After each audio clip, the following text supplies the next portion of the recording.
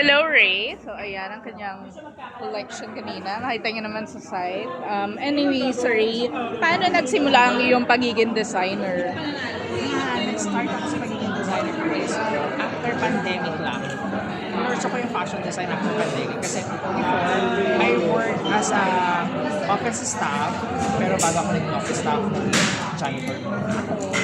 Janitor? As in, 4 years ako janitor sa DFA, then Oo. working student ako noon. Oh my Tapos, God. maraming kwento ko kung yung sasabihin pang MMK, isa na ako dun sa may inspire kayo sa story. So, isa ako sa, from kasi talaga, from province of Bicol. So, breadwinner ako independence dito sa Manila. So, support sa parents, support sa kapatid, nag-aaral. So, kayod lang ako ng kayod. Kahit anong trabaho, go. Basta ako dito. Kasi doon ako nag-start. Kasi kaya yung mga gawa ko, may story. Kasi based on experience ko na din. Though passion ko na siya ng bata pa, mahilig na ako mag-drawing. Pero hindi mo siya mapupurso lang dahil sa estado ko sa buhay. Kasi passion is magastos. Sabi nga nila lang, passion is para lang sa pagpapit. Mayayaman. Mayaman ako. yeah. Pero for me, basta passion mo gulang. So, sino yung mga celebrities na dream mo pa madamitan? Dream ko pa. Wait. Kasi, Anong una? ngayong taon kasi ang dami kong na-achieve na hindi ko na-expect. Can you, tell us?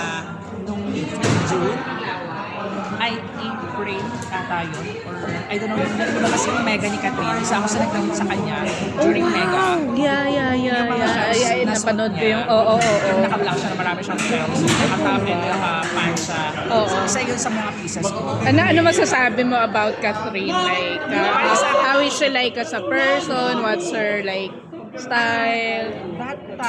Bago ko naman kasi siya nakatrabaho sa Mega na naging part na rin pala ako a very big girl.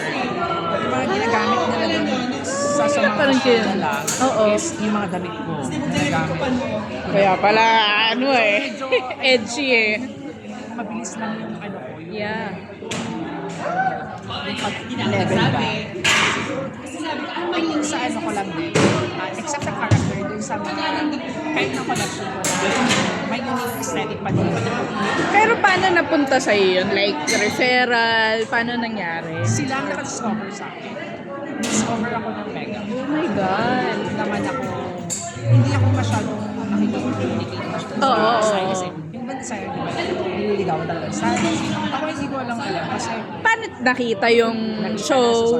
Or nakita yung pinaka-photos lang? nakita nila. Ang galing, no? Fashion show Oo. natin in January. Tapos nakita yun ng creative director ng Mega. Doon, minessage Wow. siya pala yung nakakita doon sa Ano yun? Nung January, ano yung fashion? Anong kaninong fashion show? Filipino fashion runway sa Intramuros. So, Ah. nagkakasama pala siya ng production ko na Parang invited ako dun, di ako nakapunta. Yung ba yung kay Mike, hindi? Mike Tag. Iba pa yung kay Mike Tag. Oo. Sa simbahan. Very, Oo. ang bilis na ako ba? Ang progress ko. Siguro dahil passion ko talaga siya.